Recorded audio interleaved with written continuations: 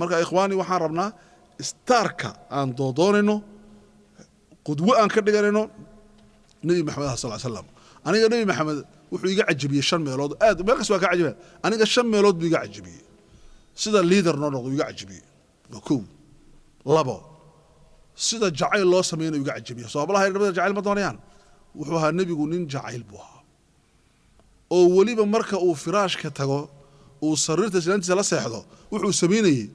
wadaadada imika hadaa uga sheegayso way cadhoonayaan baba marka uu ka cajabinaya waa star weeyaan waa xidig weeyaan saddex nabi maxamed wuxuu iga cajabiyay bini aadanimada normalku iska noolaa uu qoslayay uu farxayay uu ciyaarayay waxa weeyaan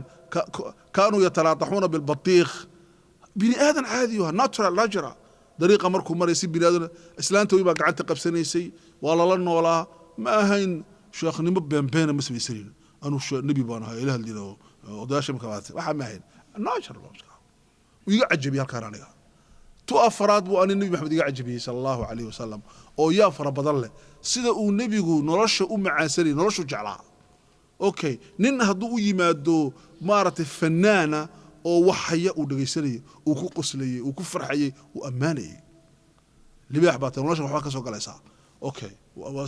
ma baka wuxuu ahaa qof nolosha ku raaxay yastabtic bil hayat nolosha inteeda macaan uu ku raaxaysanayay cadar buu marsanayay dharka fiican buu xidhay marka warku helo hadduu waayana kama daba dhacayn anaga hadduu qofku wax waayo adduunka ma wareerayn sida gaaladan ma wareerayo waxa ma waayinba laakiin hadduu helana ma qarinin wa amma bi ni'mati rabbika fahaddis way ka muuqanayso aqaw iga cajibay arinta shanaad ee nabi maxamed sallallahu alayhi wasallam iga cajibay muxuu ahaa suu dhalinyarada ula noolaa dhalinyarada yar ubaxa si generation ka yar buu iska dhex fadhiyay markay cuntada cunayaan buu la cunayay markay ciyaarayaan uu la ciyaarayay iyagoo isla ciyaaraya oo laba kooxood ay u yimiday oo tuurayo doogta isla dhiganaya wuxuu ku dhahay urmu ya abna ismaaciil arabta ismaaciil baa ka tafsiray reemadiina raa ismaaciil oo tuura buuri fa inna abaakum kana ramiyan abihin oo ismaaciila waa yaqaanista wax loo dhuugo oo loo tuuro marka muxuu dhahay rasuulka sallam anigu kooxdan aan ku beeri inaguna kooxdan waa wada ciyaarayna waa isla bartamaynaa waa tartamaynaa qoladii kale waxay tirmeemay annagu qolo uu rasuulku la ciyaarayo lama ciyaarayno laana nabigi baa la jiro kooxda saan la ciyaarna marka nabigu muxuu yiri fa ana ma'akum jamii'an labadiina waan ila jiraa labadiina waan ciyaara sida ayaa sameeyay mataqaanin beele baa sameeyay beele soo beele mataqaanin kubada ciyaari jiro madow Braziliyaga ah beele okay beele muxuu sameeyay cosmos kooxda uu ciyaari jiray markuu gudbas oo wadanka Mareykanka ka ciyaari jirtay waa 87 marka laba kooxood oo dhalinyaro isla ciyaaraysay waxa la beele iyadu ciyaaraysaa 45 daqiiqana qoladan buu ciyaaray